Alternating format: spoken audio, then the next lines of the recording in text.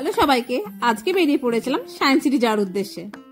সেই মতো পৌঁছে গেলাম স্টেশনে। প্ল্যান ছিল ট্রেনে করে শিয়ালদা গিয়ে তারপর ওখান থেকে ওলা বা উবের করে সোজা চলে যাব সায়েন্স সিটি। পৌঁছে গেলাম শিয়ালদা স্টেশন।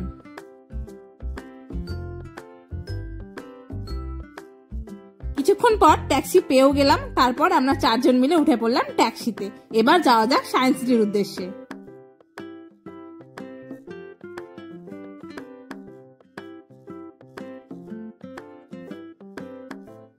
পৌঁছে গেলাম সায়েন্স সিটি। অনেক ছোটবেলায় বাবা মার হাত ধরে আসা হয়েছিল এই সায়েন্স সিটিতে। আজকে অনেকদিন পর আবার এসে খুব ভালো লাগছে মনটা।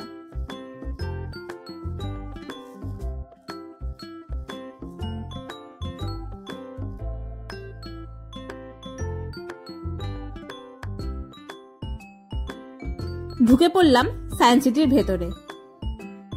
তারপর আমরা টিকিট কেটে নিয়েছিলাম স্পেস থিয়েটার যাব বলে, কারণ অনেক ছোটবেলায় এসে স্পেস থিয়েটারটা দেখেছিলাম, আমার খুব ভালো লেগেছিল। তো সেই জন্য সবাইকে বলাতে সবাই বলে ওখানেই যাওয়া যাক প্রথমে। তো টিকিট কেটে নিয়েছি, ভেতরে ঢুকে আমরা বসে পড়লাম।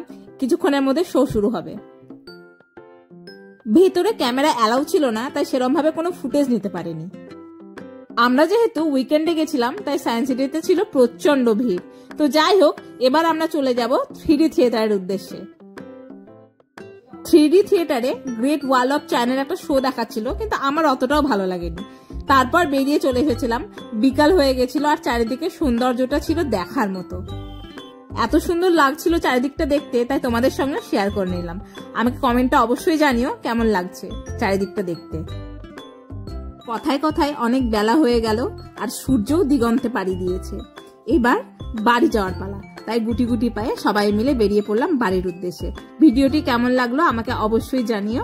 সকলে ভালো থেকো, সুস্থ থেকো। টাটা।